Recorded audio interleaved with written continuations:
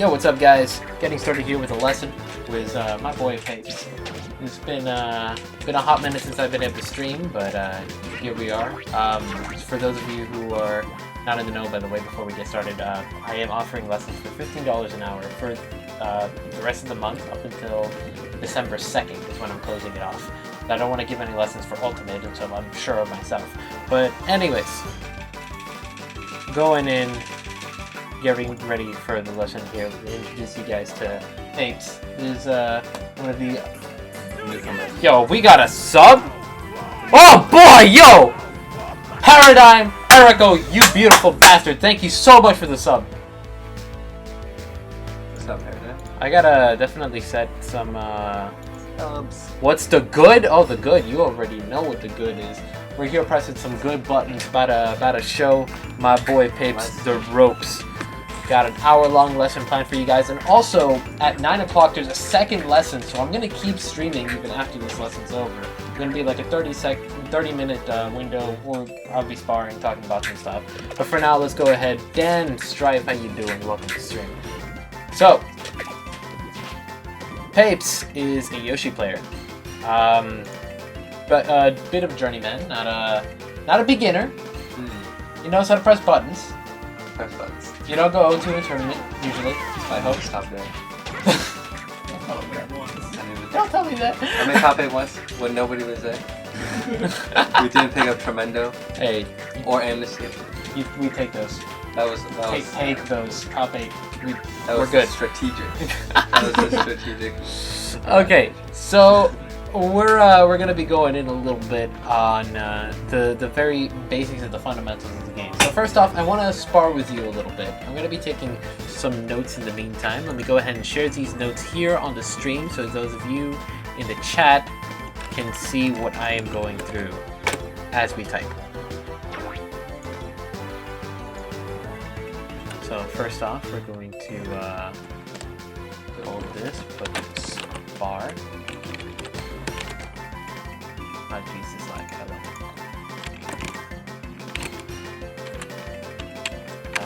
Don't have that. There we go. All right, so we're gonna play for one stock. One stock. At the end of the stock, I'm gonna write down some notes, and then we're gonna move on to the next one. Okay? So. Let's go ahead and get started.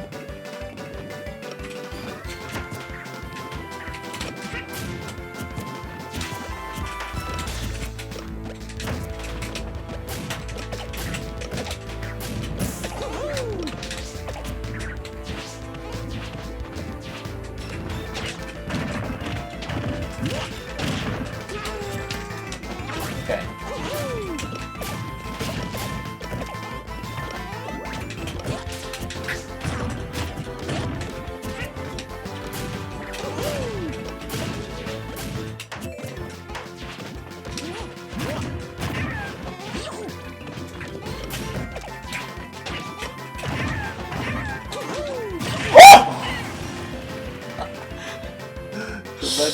All right, so we're going to write down absolute disaster. This is what happens. Okay, I am so Paradigm. This is a lesson, not a combo video. I mean, this is what a lesson should be. Yeah. You gonna learn this today. Is what we paid for. You gonna learn. Otherwise, what did I pay for? All right, so let's see. Patient approaches when given a moment to think, but quickly got impatient and approached with reckless options. Telegraphed. Alright, so that's a good baseline to start with in terms of that. So let's go ahead and move on to the second one. I'm going to go ahead and remove that 30%. I'm proud of that, by the way.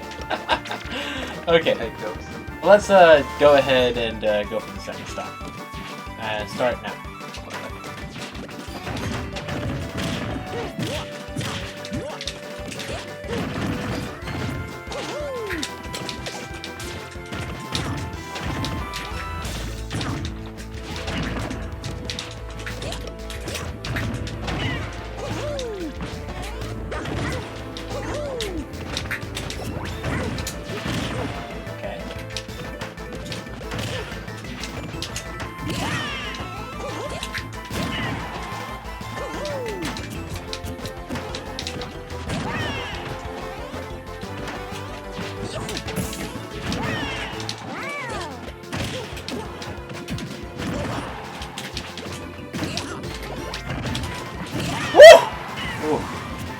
Yo, that spin. Okay, so we're gonna write down for that one. Flush down.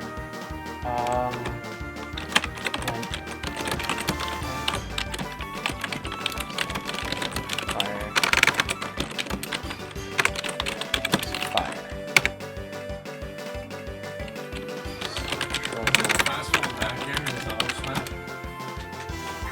Pretty much.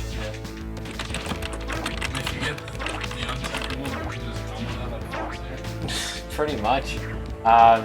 He died down, and honestly, you probably could have jumped out of that. Yeah, I didn't do that one. Dude, You're Yoshi. You have super armor. You jump. You gotta use that. That's your character. That's the reason to play Yoshi. I love it. Okay, so we're gonna go ahead and go for the third stock here. And go.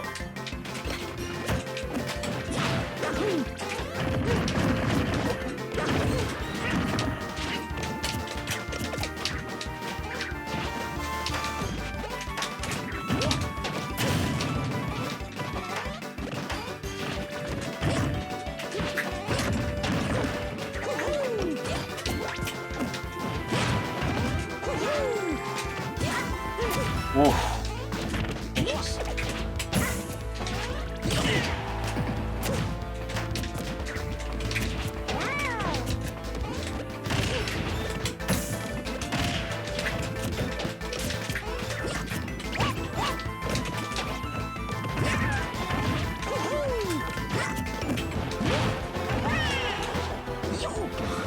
I haven't been doing yours.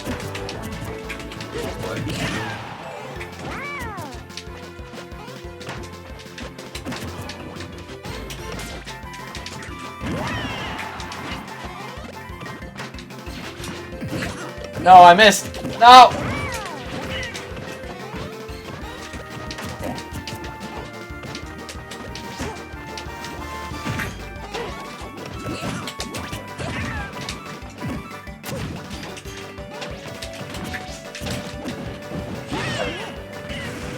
Okay, so that one, I'm gonna write some notes, bait, and punish.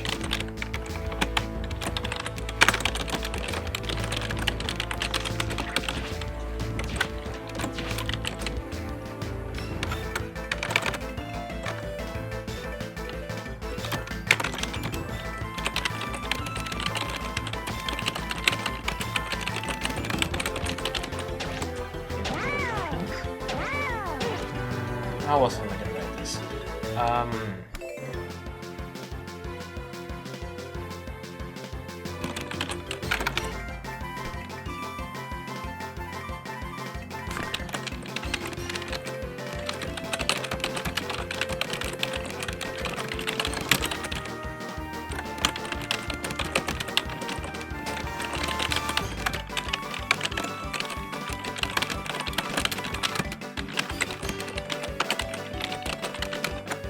Alright, you have your own video game to play? Alright. Take care of yourself, Farah. Thanks for stopping by. Thanks for the sub. You're the best. Okay, so we're gonna go for one more stop. This one's for all the marbles, alright? Okay.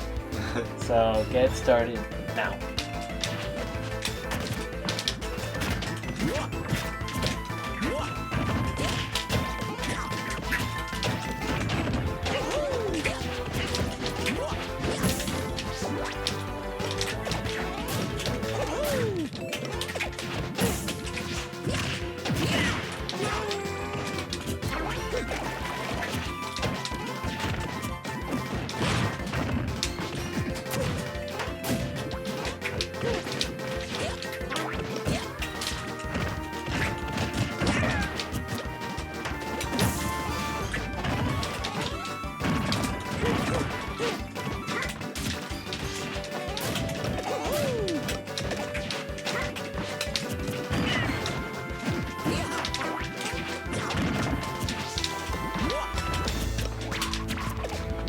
Oops.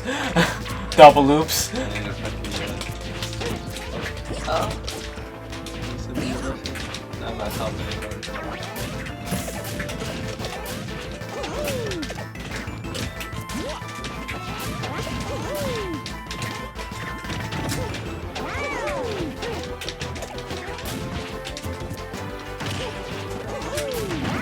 okay.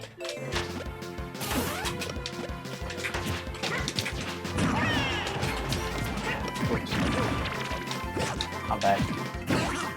Oh, what? Alright. It's been way too long since I played Mario without being cheeky.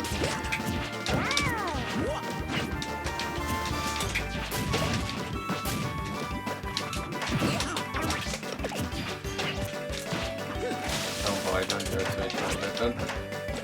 You good? I'm back.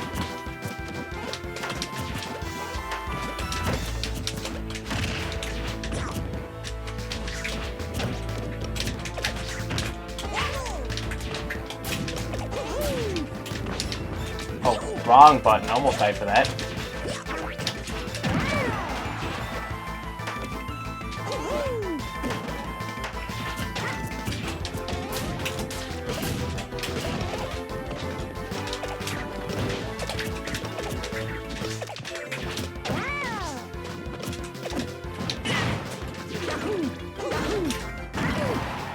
Okay, nice shot. Good stuff. So ironically, the one where you beat me was the one where I was actually trying. Dude, I had to, That'd be good.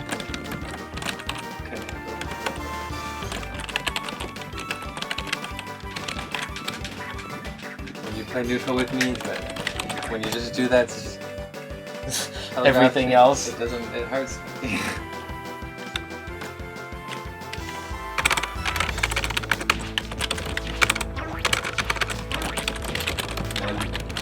Everybody knows how to win against me, though. It's a good size look.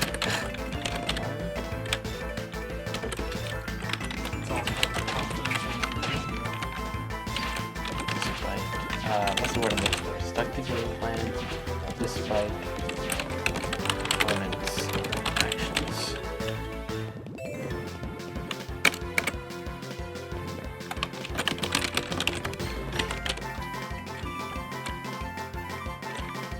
Okay, good stuff. Okay, so you do have that advantage of, well, I wouldn't call it an advantage. It's more so an attribute of the way you play, because you stay focused on what you do. Someone who plays adaptively against you, you might be able to get an edge on them. Simply because if they're trying to condition you and see what you do, then they're wasting time. But once they realize what you do, that's when you fall apart.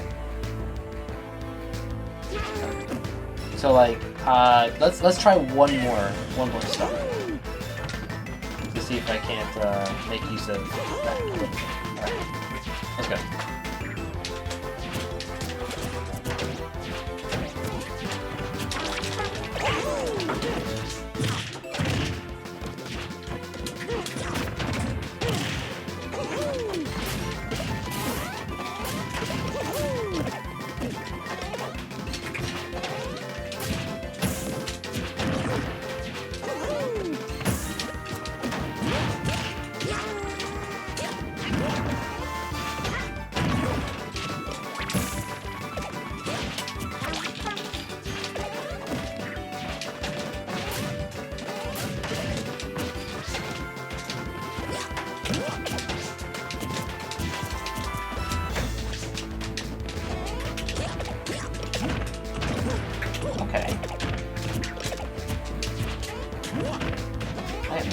Everything is going to Mario.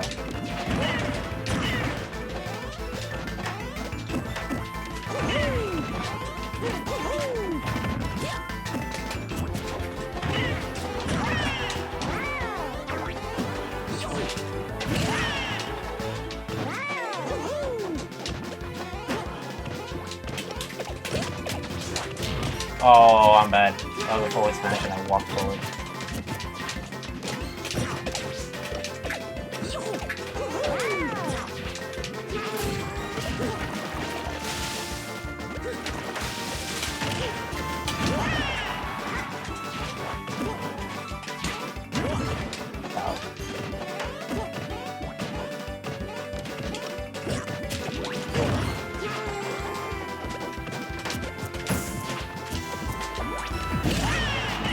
Everything.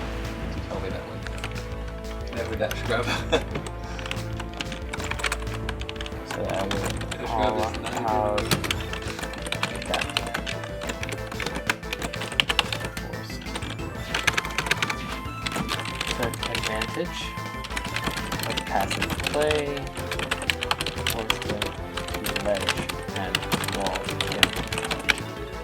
Struggle to regain stage control. Yeah. Okay, so Oh, if yeah. this Can't go match back were in. to continue, if I were to wall you out and realize that you had difficulty approaching when I just stand back and throw fireballs at you, then I'd probably exploit that and get the easiest one. But that's more so, that's less about me adapting to you and more taking advantage of the fact that you're not good at that. These are things to work on. It comes and goes. Yo, back air slash, how you doing? Yeah, I haven't been able to stream lately because I've been busy for the most part. When Ultimate rolls by, I'm gonna try to make a lot more time for streaming. But for now, it's been difficult. If you go to the Discord, I actually put up an announcement. If you remove the not at everyone pings because I stopped spamming those and now I only do it for important announcements. By the way, if you guys are watching, please, if you're in the Discord, which I'm gonna post right now, hopefully that link still works. All important notifications will be put with at everyone. So, and I will not put any at everyone notifications that are not important. So if you muted those in the past, then feel free to unmute those now. If you want certain notifications like stream alerts or tournament alerts for when I'm actually in tournament or streams, you can request those under flares. Anyways, moving on. So let's go ahead and get started a little bit with the actual lesson now that I've kind of gotten a good feel for how you play. Good feel. So, preferred playstyle. You're mostly a passive player. So, comfortable playing at range and forcing approaches. Not comfortable at approaching. When it comes to actually getting into an opponent who's walling you out, that's when you fall apart. Because like that first match that we played was way too easy. Way easier than it should have been. Yoshi's hard to approach. You were just spamming fireball and I couldn't do it. Pretty much. It's like, hey, tasting your own goddamn medicine, huh? Yeah. How did that feel? You play mirror matches. See how to get in against the Yoshi throwing eggs at you. I can do that. Not against other good Yoshis though, not against us. They don't throw eggs though. Anyways, so we're gonna be talking a little bit about getting started in the fundamentals of the game. So the first thing I like to talk to people about is stage control. So we're gonna go a little bit into discussing that. Let me take this off my head because there's actually no audio coming through this, except for when people subscribe or donate, which by the way, guys, if you guys want to make my day. Anyways, so I want you to imagine let me ask you first. What does stage control mean to you?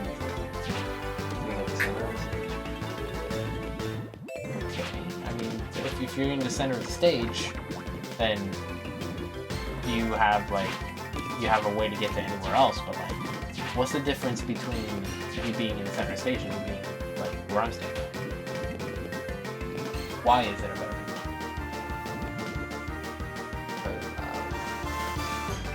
This is the question we're here to answer. It's easier. You're closer to being knocked off the stage. You don't want to come in. Well, I mean, I don't necessarily have to come in. Like, think about the way you were playing. You were throwing eggs at me. You were at the ledge, and you were happy to be there. But like, Did you feel pressure? yeah, but at the same time, I was like, I didn't have to feel very like I had kill potential against you, whereas you probably had more. I mean, you're Yoshi. The only thing I can do is drop your ledge. That's exactly what I was doing. So here's what I say about stage control. So I want you to imagine. Now, the reason that you want to have more stage control in your opponent is because having more stage control gives you more options. Like, in the position that I'm in right now, like, let's say we're at even, like, See, the match just started. Go to the other side of the stage. So I can walk backwards. I can walk forwards. I can roll, spot. Like, there's nothing you can do if I'm taunting over here. I could up taunt, and you can barely punish that except it's like a dash attack. Like, it's ridiculous the amount of safety that I have and all the actions that I can do. That's what it is to have room to move. You have enough space between you and your opponent and you're not scared of anything you do. Now, if I come closer, I can move here, like, I'm relatively safe, but if I move any closer than this, now I'm in danger. And why am I in danger? Can't react to it. Yep, exactly that. Because I can't react to you at that range. I want you to imagine a range. By the way, thank you, Joaco, for the host. You the best. I don't know if I'm Anyways, I want you to imagine a range around your opponent, which is the range at which they can throw out an attack before their opponent can react. Not necessarily their range, because like Mario can do this, but he can also do this. He can also do this before you can react. Like, it's not just where he's standing and attack range. He can also like run at you and grab you before you can react. Yeah. Like, it's a bigger bubble. I tried to shield, you grabbed me. Yeah. So I needed to be like... Yeah. It's just like you have longer, as Yoshi, because you have higher airspeed than ground speed, and you have higher range in the air, your aerial range is larger than your ground range.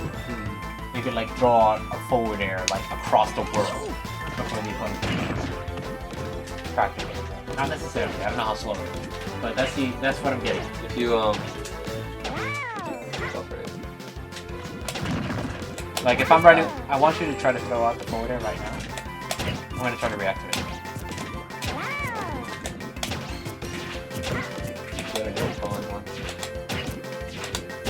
Okay, so I can react to you from there. If you do it from the ground straight out. So, but in general, it's like the range that you can cover before the opponent can react. Now, that area is your unreactable zone, which is like your zone of influence, your threat zone. That's what determines your control of the stage. If you have an area under your influence, it is controlled. Because your opponent has to fear that bubble. So you control everything inside that bubble. But it's not just that you control. Because let's say you're standing at the ledge, I'm standing at the center stage. You control the bubble in front of you, and you control the bubble off stage. I control the bubble in front of me, I control the bubble behind me, but I also control the area that's completely unreachable to you. Because even though it's not direct control, it's indirect. That control, that indirect control, because I can move there, and you can't because you have to come to me, that's a resource. It's like every game is about managing resources in a competitive environment. Stage control is a resource. When you have this much control of the stage, you can sacrifice your stage control. Give your opponent more stage control to back off and use that part of the stage behind you. And in doing so, you can punish an opponent's overextension. Like, let's say I heavily overcommit, or you heavily overcommit, you run forward and you do something like that. And I react to your approach and I back off. And when I do that, I can come back in and kill you. That's why doing it. That's exactly what happened at the end. Is better. Well, not necessarily. I never throw this out. It's not a bad move. Don't say it like that. I know. Because It's a risky. some good Yoshis throw it out. Yeah, it's a risky. I never throw it out. It's a high risk. Did you just high see me reward. throw it out one time in our previous? And I killed you for it. Well, it was twice. Did I? It was twice. The first time you left unscathed because I messed up on the punish. The second time I killed you. Oh yeah, that's right. I up smashed you. That's why I never do it. Well, you shouldn't think of it as like never doing it in that regard. Like, don't take away options from yourself. But you shouldn't do it out of nowhere. You know what I mean? Yeah. Like, dodge the risk and reward. But that's the lesson front of the time. Do it. So stage control is the area that you have controlled, as well as the area that you are denying to your opponent. You have your direct stage control, you have your indirect stage control.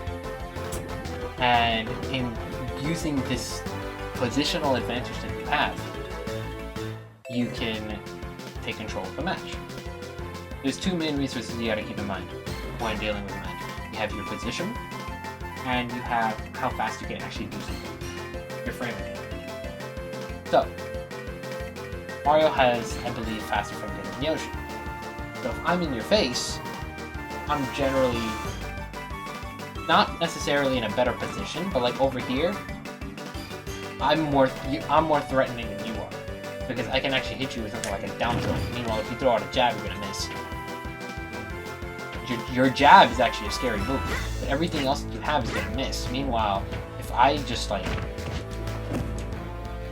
you're in a combo. Can't do that. Like. Yeah, exactly. Your grab is atrocious. Like it can work, but like Mario at this range is in a much better position than you are because he has frame advantage. That's just basic frame data versus frame data.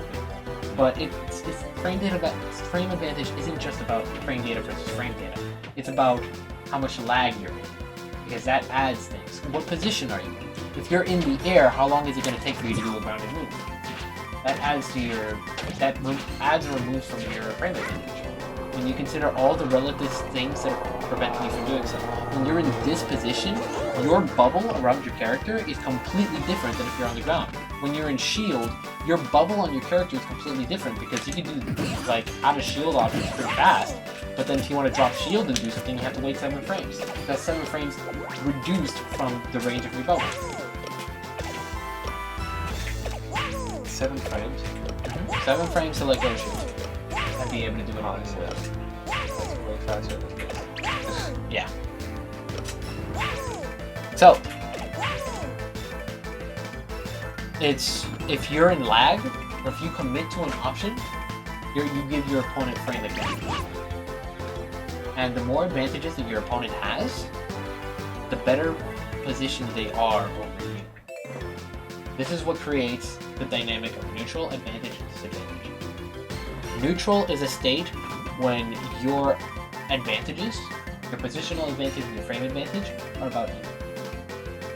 It's when you have a relatively equal amount of options available to you that your opponent has. Once you start giving up those options and your opponent starts getting an edge, they get put in the advantage. You get put in the disadvantage. Like, when you're in this position, you're at a disadvantage because you can't move backwards. It's not a big disadvantage. You could be throwing eggs. You don't really need to move backwards. You can pressure me. You can go on ledge gates and high frames, things like that. You have your armored double jumps, so there's not really that much I can do to pressure you, but I can move backwards, you can't. And I still have access to everything else.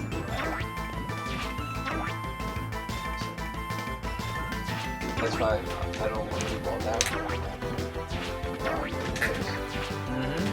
You don't want that in your life. What do you do about it? So, I would put out here. let's talk a little bit about neutral.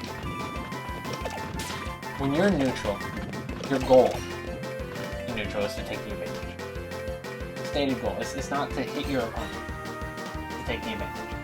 Very big distinction, even though it doesn't seem like much. Like, obviously, you want to hit your opponent, but it's not the only way to take advantage. Like, let's say you're playing passively, right? And I approach you with a shield. And the instant I approach you with a shield, you back off and get ready to throw an egg or something. So I come at you, running at you.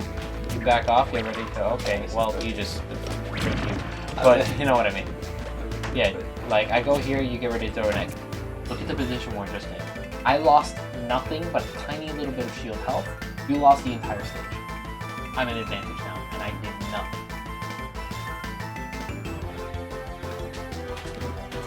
So, just thinking about that, your subtle motions in this situation can completely change the turn of battle. You can cross up your opponent when he overcommits in this position, for example. If I overcommit to a dash grab and you jump over my head, then now he's on the ledge, you're on stage. You have the entire stage to work with to do your passive game. Or you can pressure him at ledge, create a wall, you can there, take away his options. So with just a tiny little shift in your position, you just took the advantage. It wasn't much of an advantage, like he's still on ledge, he didn't get hit. He's not like off stage, he doesn't have to overcommit to go for a jump. Like if I'm that far off stage, I barely get tapped and I'm gonna die. Yeah. Because I just barely need everything I can get just to get back. But then once I'm on stage, my disadvantage isn't that bad. The things you like, maybe you don't want to overcommit to get for a possibility of getting a tiny advantage. But if you're using safe options to approach, like for example, me running with shield, it's really safe. What are you gonna do about it? What can you possibly do about it? The only thing you could do is grab me. No, the only things you could do that would work, I mean, are grab me or an ignorant ass down B. And I can react to that. That's not on your down B because you can honestly roll away from every down B. Yeah, but not everyone else. That's the problem. That's why it's good. Yeah. You can. So that's why I don't grab it. One of the things to mention, talking about the bubbles. I want you to get on ledge, alright? I want you to think from this position. Bad position. I mean, it's a bad position, yeah, but like, how easy would it be for you to get behind me? Okay, try it. Oh boy. You retreat. So, bad time, right? You don't want to overcommit to that jump, you just blew out all your options, and I can catch your landing. So it's like, if you were not Yoshi, or even if you're Yoshi, like, try that again one more time.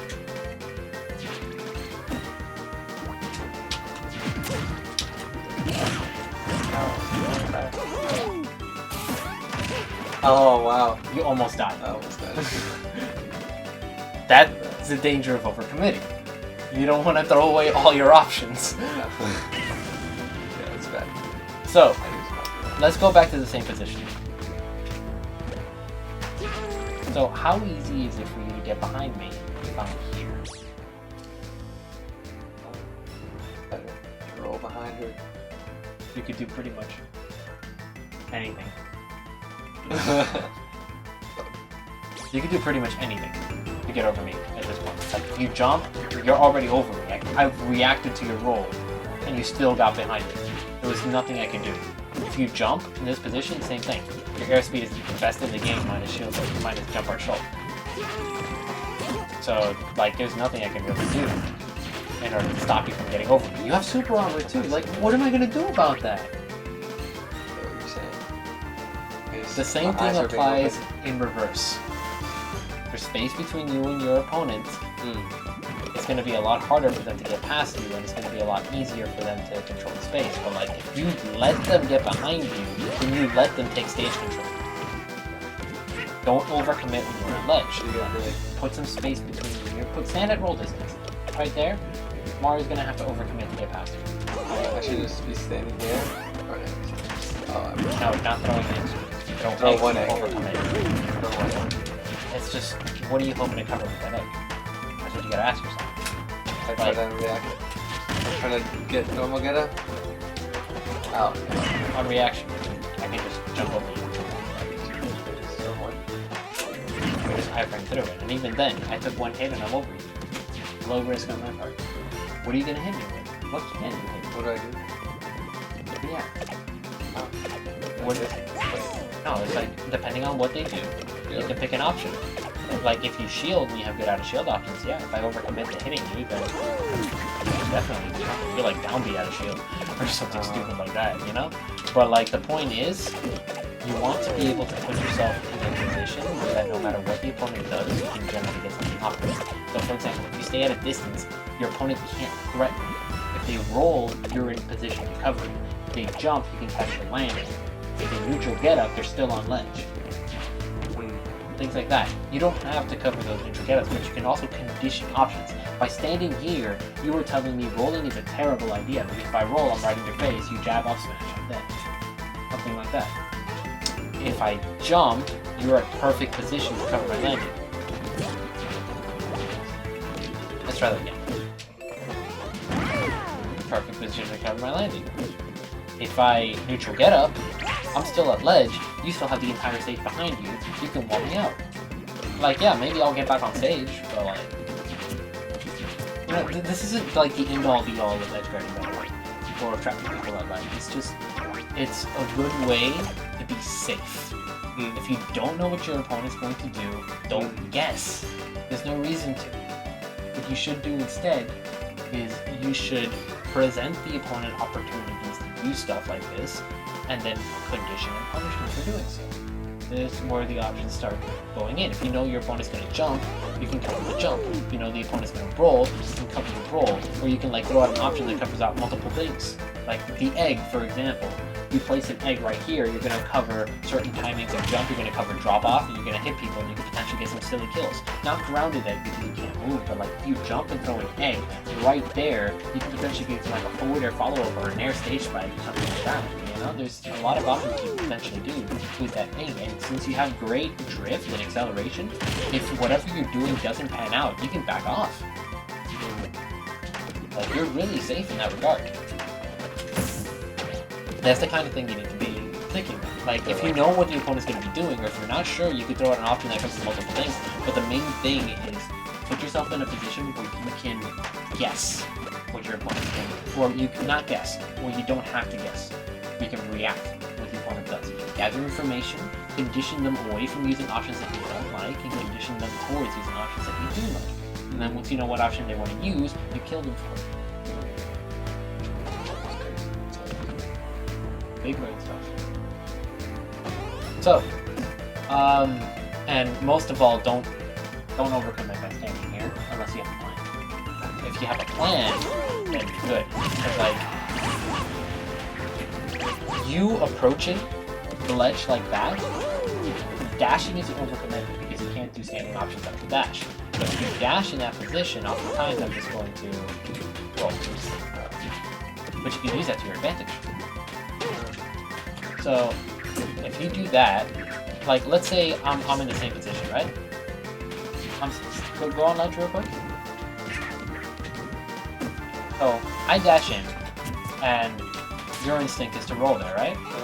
So if I know that, like, if I've conditioned you to expect this, and you roll, I can punish the roll. Same thing applies to neutral getup. Like, one way that I get a lot of neutral getup kills is shulk, is I'm standing here, I back off, they neutral get up, and I immediately go rest. That's after you've conditioned them. You've been doing this? Yeah, big time. Whole time I thought I was playing the game?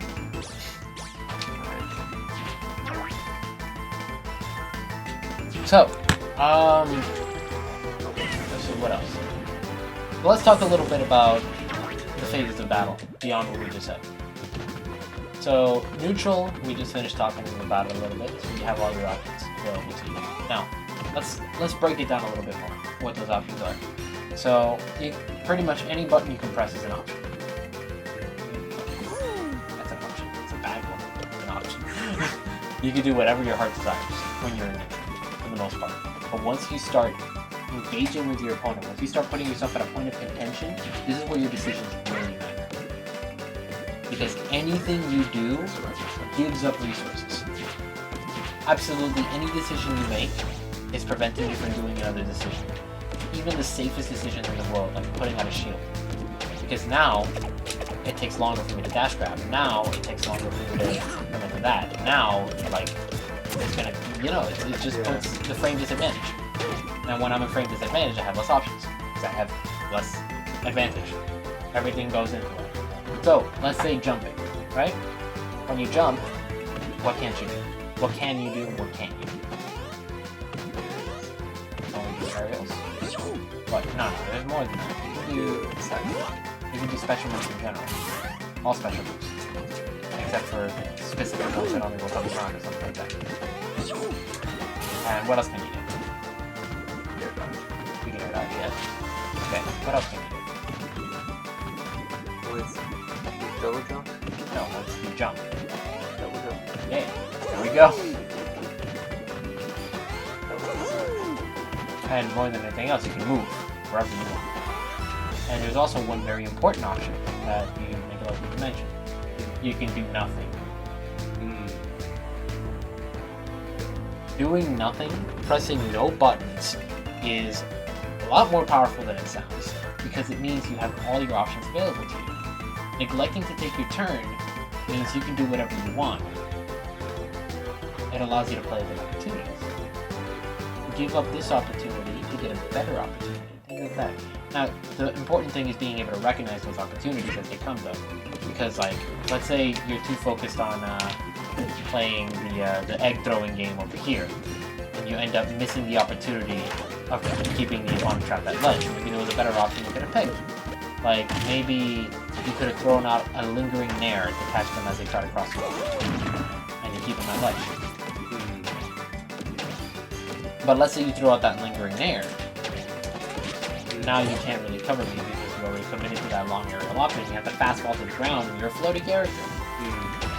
So you can't really pressure me that hard. Not pressing buttons is the future. And by the future, I mean it's something we've been doing since the very beginning.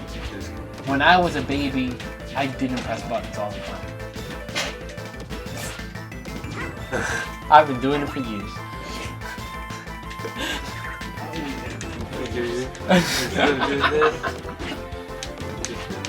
Yeah, it's not. You know what you're doing right there? You're pressing a button.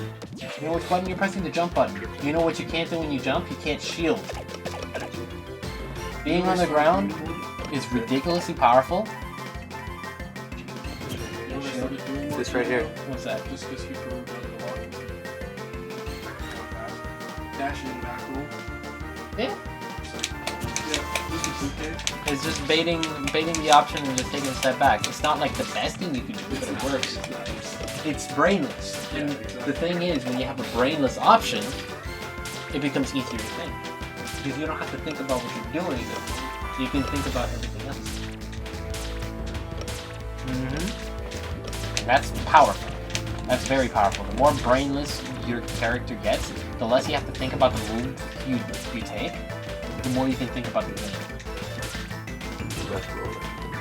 That's why everyone says, like, people playing like button mash characters or little brain characters don't think about the game. No, they're thinking deeper than anyways, because they don't have to think. So they're using all their thinking power on the game. They're just doing this. So, if you're jumping, you can't shield, which means you're more vulnerable to someone rushing you down. Jumping is good for positioning. It allows you to attack while moving. That's a very powerful thing to have, especially in a game where movement is so very important. So you do gain something for jumping. But if you commit to a jump, when you're dealing with an opponent that's overwhelming you, you're throwing away your ability to defend yourself. It's not so much putting your hands down in a fight. It's more like, imagine in a fight, you throw a powerful kick and throw the weight of your body out. It's like, yeah, you can attack with longer range, but you're sacrificing your ability to defend yourself. You overcommitted. That's a bit like what jumping is in this game. You can move while attacking, and you can attack at longer ranges than you could otherwise, but you lose the ability to defend yourself.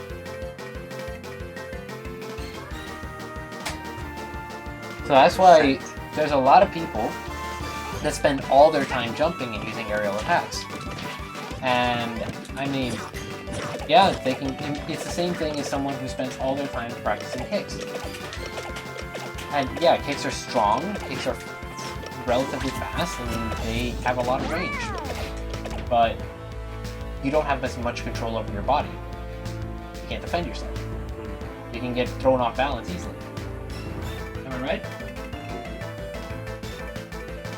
I'm not a martial artist. Well, You guys there's are. easy sense. So if you want to, there's a good example of a fighter that can a kicker. Watch the face sets in Barbosa. Good strategy against kicking is to pressure them and push your back, so you're always on the back foot and they can land into the power behind your kicks. They also don't get too much. Since you're moving forward, they don't get the extension. You know, regardless of how much power you get It's like when you push someone to the edge in Smash, especially if they lose their jump. There we go. This is fighting. There's a lot of parallels.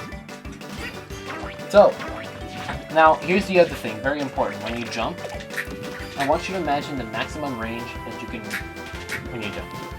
So like me, who's Mario, I can go straight up and I can go like at any arc. Like there's like a trapezoid that I can do. So I can put myself in any position from the air. Or I can just go in this big angle. Where from this spot, this little chute here, I can jump to ledge with one jump, or I can jump near the ledge over here to the end of this bush. But there's another connector here. Any action that I take can shift this movement. So like I can drift, for example, put myself anywhere in that inner space, or I can do something like be reversing in air, a special move, shifting myself, or most importantly, I can double jump. And when I double jump, I create a new arc, a new trapezoid movement potential that take in the space up top. So, visualizing that shape of how far your opponent can move, you can track your opponent's movement, especially if they overcommit. Mine looks like a flame. Like an arc like this. My jump. Yeah. And it's like I double jump. Now here's where that starts being useful. I want you to throw me off stage. Let's say I want to get back on stage. I overcommit, pull in like that, right? So, from the moment that I jump, throw me off stage again. The moment that I jump at this location, there's the same arc of movement landing around here. So if you know where I can land, you can come to that spot. If I overcommit, which a lot of people do. Over here. Because the reason is, a lot of people, when they're at the ledge, they want to go back to center stage. Because center stage is where you have stage control. Center stage is when you're not at ledge. People at ledge don't want to be at ledge. So they try to get back to center stage. A lot of people will just jump in and try to re-engage. And once they do, they hit a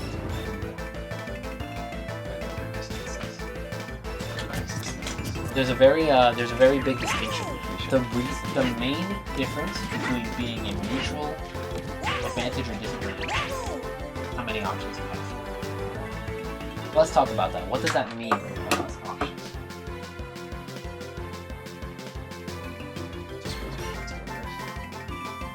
No, that's not necessarily what it means.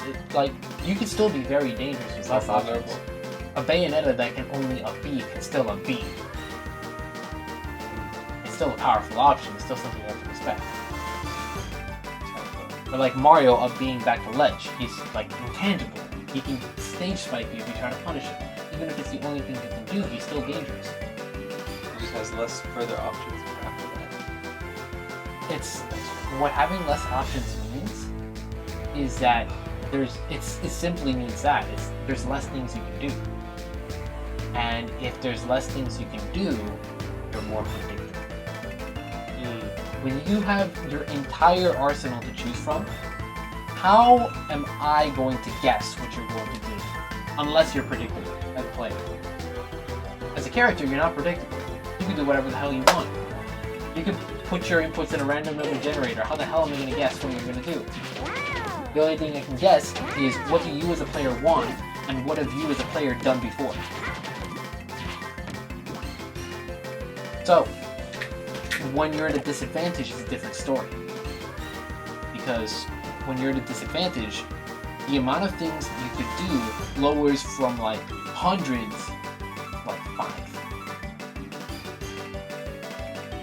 And if there's a very limited number of selections of things you can do, and some options that I have can cover like 3 out of 5 options, then I only really need to guess 1 or 2 things. This is good, pretty good odds. So if I throw you off stage, and you try jumping in back, and you overcommit to that movement arc, there's very few things you could do at that point. Like, I could like cape you and further remove your options. I could take a step back and forward smash. I could just intercept you. And now there's very few things we can do. Then it becomes a lot easier to guess what you want when there's very few things that you can do. And at that point, you can start making reads and hard reads. If you try making reads and hard reads in neutral, you're going to die 90% of the time. Unless you know what your opponent is doing, and unless those reads are safe. If you go for low risk, high reward reads in neutral, that's one thing. If you have like a game plan that you can get so much off of, then by all means throw it out. Like as Mario, what am I gonna get punished for if right now I were to run at you and just dash grab? Just no mind games, just run at you, dash grab. What's the worst that can possibly happen to you? I get hit a little bit. You're not. None of your anti-approach options can do a lot of damage to me.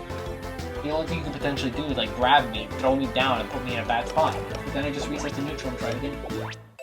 This is why Mario thrives off of RPS, pressuring people, like just throwing off grab timings and just going for it because he gets so much when he succeeds. Maybe not necessarily on Yoshi, but on almost every character in the game. So Mario can just throw out reads on you and so he makes a successful thing. This is why people think Mario's brainless. So what do I Well, do? Rush down. against that, it's It doesn't matter. you put yourself. No. That's a good question. When you're dealing with an opponent that is constantly throwing options at you, there's a bit of a tangent from what I was going to say, but it is a very good question. When you're dealing with an opponent just throwing things at you in neutral, what you do is you distance yourself from them. Put yourself in a position where you don't have to guess what they're doing, and you can just react to it. That's playing passively. Passive players have an advantage against rushdown because a rushdown player is playing proactively in a place that is dangerous for them. They are making commitments constantly. So if I rush you down and I make this commitment, I can get a lot of reward, but I can also get punished for it because I'm throwing out options that I can get hit for. I'm not being safe. Like, it's different. Very big difference between me doing this and me doing this. People think when you play offensively, you're rushing down, and when you play defensively, you're playing back in rotation. I don't think that's necessarily the case, because if I'm pressing buttons over, I could be pressing buttons over here and it'll be offense, or I could be throwing fireballs over here and it'll be offense. I could be waiting for you to approach in shield, like just blocking every single time you come and just rolling away, playing keep away, and it'll be defense. Or I could run up to you and block, and it'll be defense. Yo, Dr. Razorblade with the 100 bits. Thank you so much, man. So, there's a bit of a relationship when it comes to that. When you're dealing with an opponent that's rushing you down, pressing a lot of buttons, if you play back, this doesn't matter how if you play offensively or defensively. If you play back, you can react to the game. If they're being telegraphed in their options, then it should be easy for you to react. If you're not being telegraphed, meaning they're playing deceptively, they're rushing you down with defensive, safe options in order to bait and punish you. Like if someone just steps out of the way real quick, that's a different story. Passive struggles against that. But then if someone's trying to bait you and react to whatever you do afterwards to punish you, and you just hit them, they can't react. So rush down has an advantage against bait and punish. And so there's already, you're seeing rock, paper, scissors already. But what I was referring to before we got into this tangent, which we'll probably have to break down in a later lesson, I was talking about the way that when you're not sure what your opponent's going to do, you should play like safer way, low-risk way. But not necessarily always the case. If you're dealing with an opponent that is playing, if you have like a safe, low-risk option that gives you a lot of reward, for example, Mario rushing in his grab, it's okay to throw it out. People might say, you're winning. Like, what's the worst that'll happen? At this point, maybe not such a good idea because I'm about to die. But if I'm at 0%, I have a lot of percent to work with, and if I hit you, I take... if I get hit, I take like, what, 10? If I hit you, I get like 50? If you have an option like that as Yoshi, you can exploit it. Like, just rush at people with an ignorant down air, and just smack them for like 30%, you know? And if they shield, then that's a lot of shield damage they just took. Now they're vulnerable to rush them. Next attack you hit, you break through their shield. The shield poke, you can pierce their shield, you know, there's so many things like that. You can get some pretty good reward even if everything doesn't work out.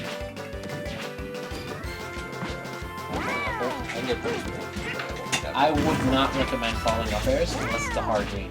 Simply because falling up airs have low range. It's not it's not just, when you consider an option, you don't just think about risk and reward. You think about how likely it is to succeed. And there's so many things that go into that. It's like, if your opponent picks an option that is, if your opponent has a tendency to do something, like for example, let's say every time you approach, I've been holding shield. If every time I approach, I've been holding shield, why would you ever approach me with an advancing hover? It's a terrible idea. You're gonna get punished hard.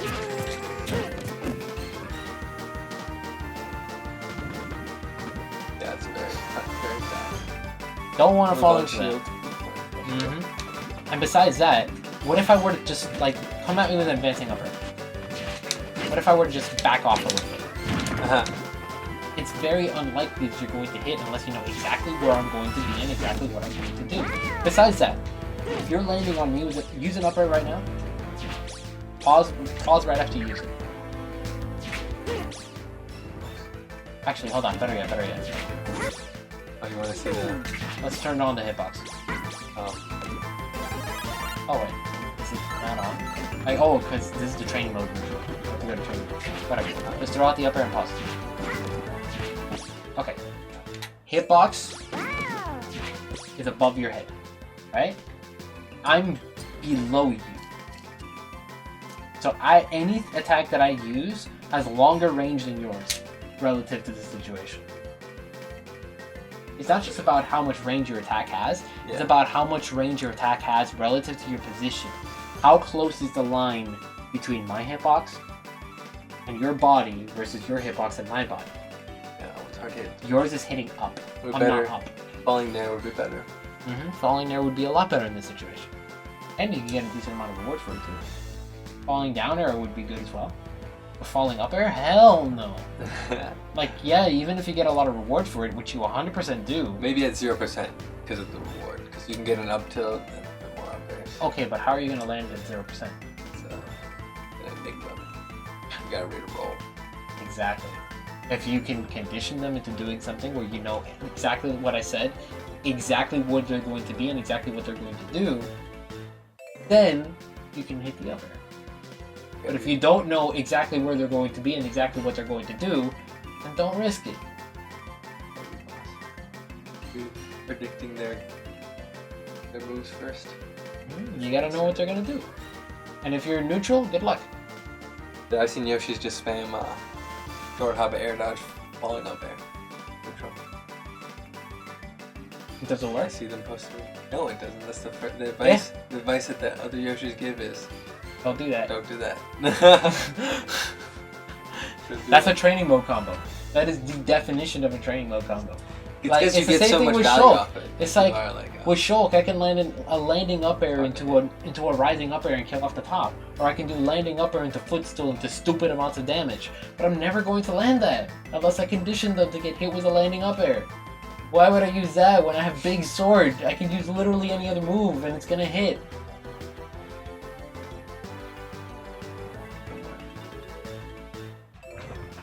No more than a neutral, wild landing on pairs. Anyways, we're about to run out of time. No So way. is there anything else that you want to ask before we end the session?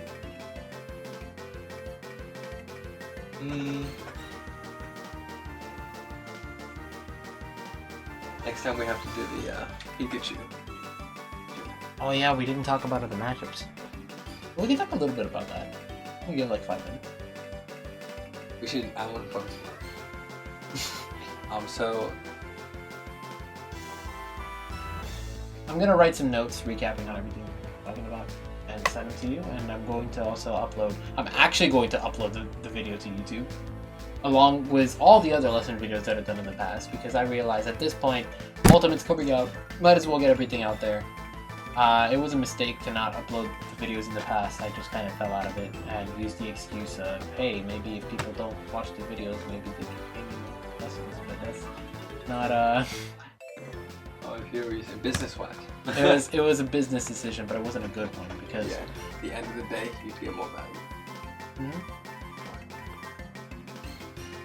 But anyways, if there's yeah, let's spar a little bit. I want to like. Let's do like 2 or 3 stops, or let's do like a full, like as if we're playing a set. See if we can find anything along the way. Or what do you think? Full set or individual stops? All right. We'll give it like 5-10 minutes. We'll see how it goes. All right, let's go.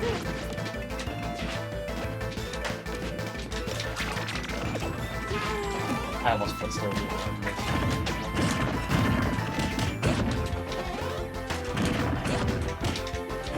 I should have put slowly.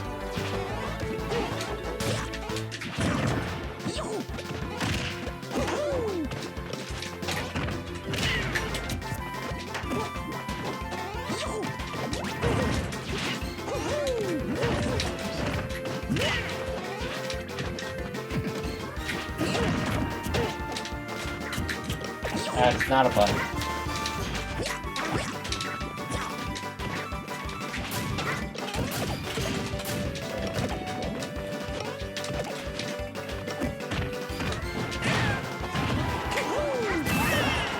I almost if I didn't get sent as far, I was gonna up B again. Oh! I thought I had my jump. Okay, so let's talk a little bit about that. So I won neutral twice in that. Once when you messed up, and once off a YOLO grab.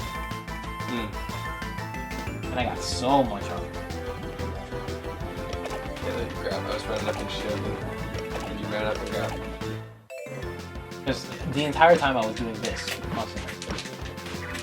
Just like, okay, what's he gonna do? Oh, I mean, he's trying to bait something, so I'm not scared of what he's gonna do. He's not doing it. Oh, he actually did something. That's the power of baits. Because, let me show you a little something. A little breakdown of something. Unpause? Watch. I'm going to run at you from across the stage. I want you to spot dodge on reaction to my grab. See how easy that was, right? Let's do it one more time. Super easy, right? Let's do it one more time. Oh, I messed up, but you know what we can do. Time. Yeah, one more time, just for the sake of example. Great bait name. Now, let's try that again. This time I'm gonna bait you, okay? I want you to time it for the bait.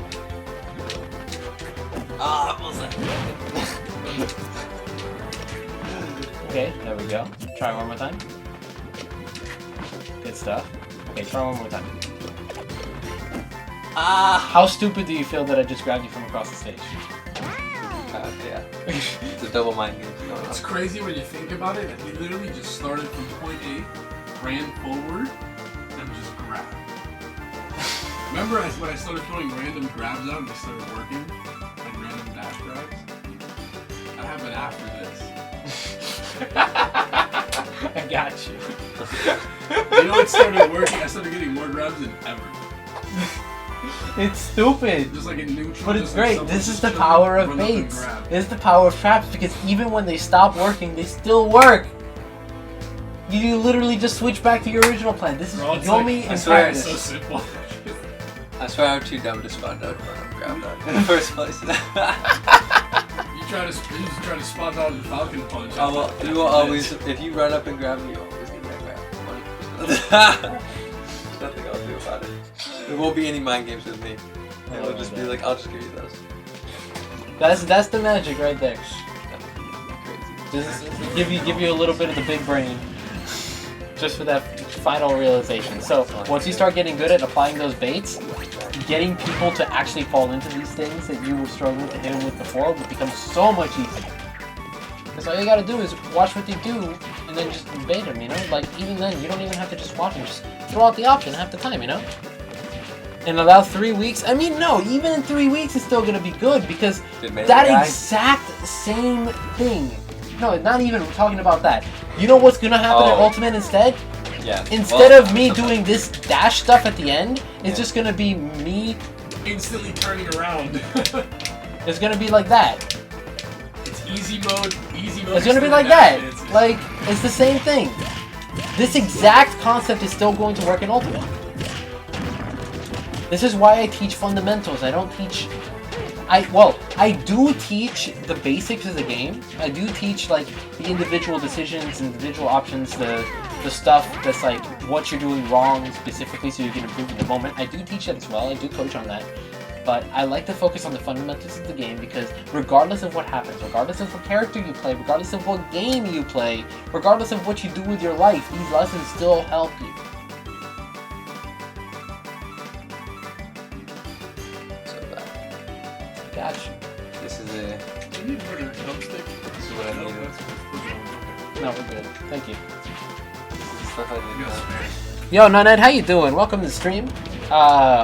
Well, normally I'd say you came in a little late because we are finishing the lesson, but we are going to be starting another lesson after this. Pretty soon. In about, 17 minutes. So, I'd say you came at a pretty good time, but that said, isn't it a little late for you right now? I mean,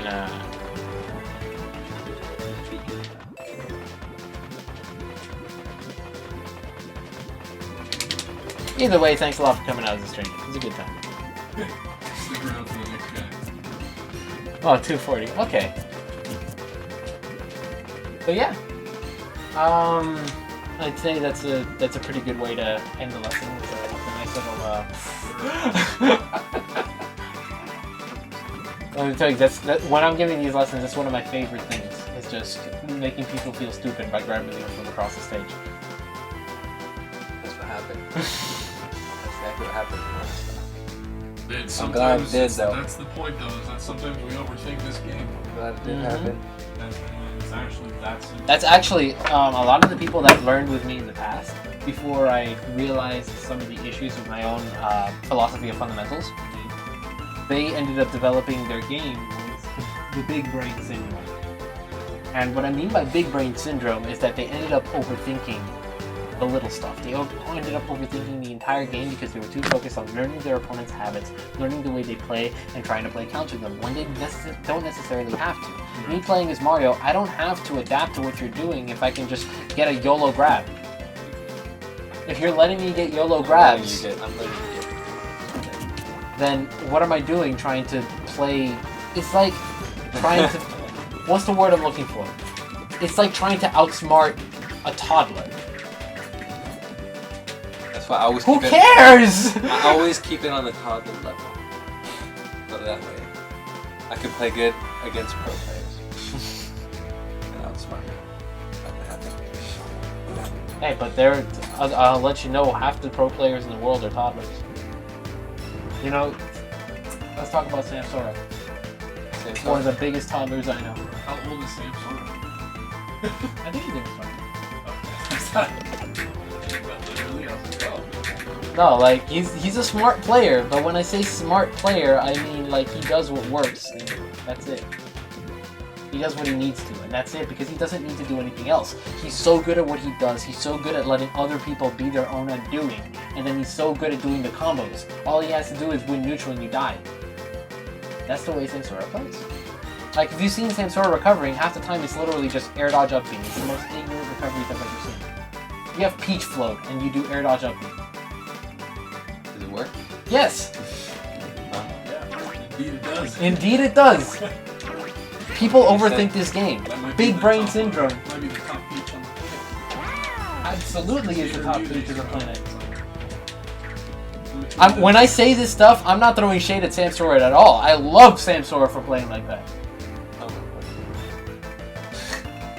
But at the same Can't do that, time, Yoshi. it's good to have big brain. You're not big brain syndrome, don't go too hard. But it's good to be able to adapt to the opponent.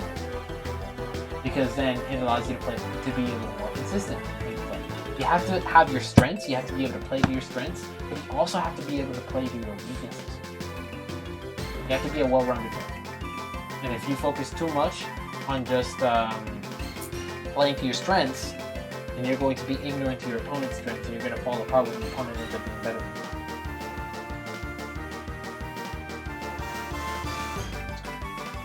I'll step out of this. The back air slash, you're a toddler. God damn it, man.